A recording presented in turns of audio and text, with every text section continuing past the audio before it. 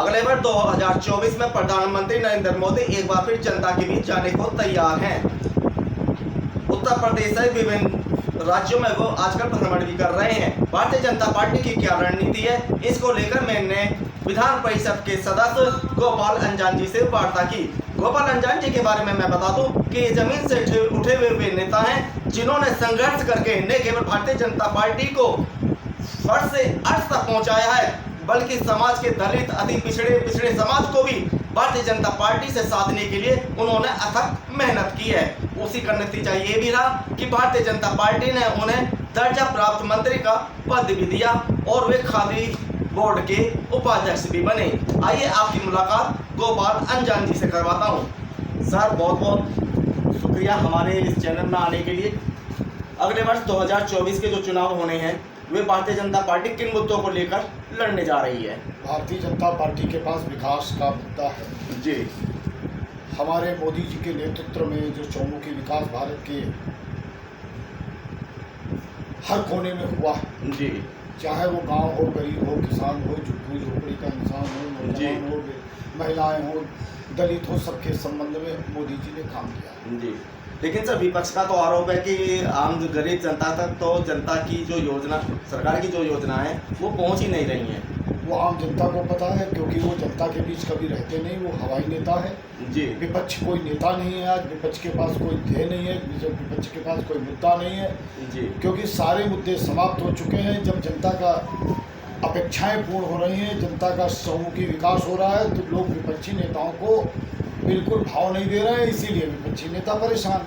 जी sir, ये जो India alliance बना है, ये भारतीय जनता पार्टी के लिए कितनी चुनौती लेकर सामने आ रहा है? हम भारतीय जनता पार्टी के कार्यकर्ता मोदी जी के नेतृत्व में काम करते हैं, उत्तर प्रदेश में योगी जी के नेतृत्व में काम करते हैं। हमारे लिए कोई चुनौती नहीं, हमारा काम कार्य करना है, राष्ट्र का विकास करना है, उसी संदर्भ में हम सोचते हैं। हमारे लिए दूसरा कुछ सोचने का विषय नहीं। सर, एक सबसे बड़ा प्रश्न ये आता है कि पिछले 2 साल से यूपी में लगातार भारतीय जनता पार्टी की सरकार है, लेकिन मैं ये अक्सर देखता हूँ और ये कार्यकर्ताओं की भी व्यथा है कि जो प्रशासनिक अधिकारी हैं वो कार्यकर्ताओं की सुनते नहीं हैं। भारतीय जनता पार्टी में यह आरोप बिल्कुल गलत है जी। भारतीय जनता पार्टी कार्यकर्ता आधारित पार्टी है जी। संगठन के कार्यकर्ताओं का कार्य संगठन का काम करना है जी। जनप्रतिनिधियों का काम प्रशासनिक अधिकारियों से संपर्क बना के जो कार्यकर्ताओं के जो उनके कार्य हैं उनको पूर्ण कराने का काम है।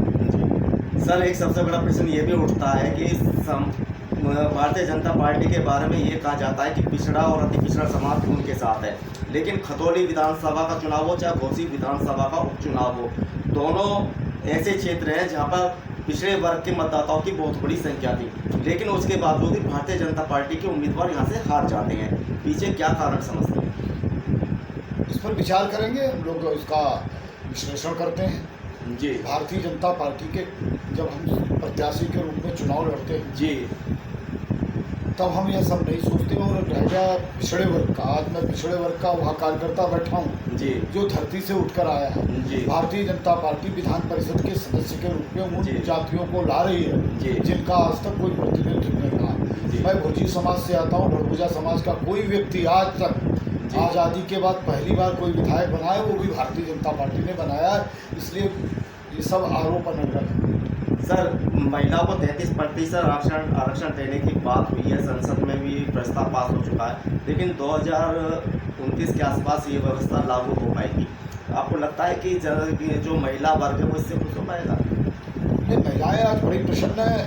पहली बार किसी सरकार ने, किसी भी प्रधानमंत्री जी ने आज महिला के संबंध में, महिलाओं के सम्मान में, महिलाओं के स्वाभिमान में, और भारत में वैसे ही नारी का पूजनते, नारी को आज यहाँ देवी का दर्जा है। नवरात्रे आने वाली हैं जी। सबको पता है, भारत में ही मातृशक्ति का वंदन और पूजन होता है। महिलाएं प्रसन्न है 2029 में जी। जो भी सीट आरक्षित होगी, और हम सब भारतीय जनता पार्टी कार्यकर्ता पूर्ण मोहम्मद से अपनी मातृशक्ति को सदन में भेजेंगे। सर, एक आखिरी क्वेश्चन, उत्तर प्रदेश में आपकी मुख्य टक्कर किससे है? समाजवादी पार्टी से या बहुजन समाज पार्टी से? हमारी किसी से टक्कर नहीं, हम लोग तो अपना काम कर रहे हैं, हमारे सामने कोई चुनौती नहीं है। मैंने बताया नहीं, उत्तर प्रदेश में विपक्ष नाम की कोई चीज़ नहीं। अखिलेश यादव जी नेता विपक्ष हैं, जी उनके पास कोई विजन नहीं है, जी उन पे कोई ध्येय नहीं है, जी। उनका कोई उद्देश्य नहीं है, वो केवल अपने परिवारवाद में उलझे रहते हैं। जी ये थे गोपाल रंजन जी, जिनका कहना है कि 2024 का जो लोकसभा चुनाव होगा वह मोदी जी की छवि पर ही लड़ा जाएगा। उनका यह भी कहना है कि भारतीय जनता पार्टी विकास कराने वाली पार्टी है और आम जनता के दुख दर्द में वह हमेशा से शामिल रही है। इसी के बल पर एक बार फिर प्रधानमंत्री अगस्त 2024 में तिरंगा फहराएंगे लाल किले से।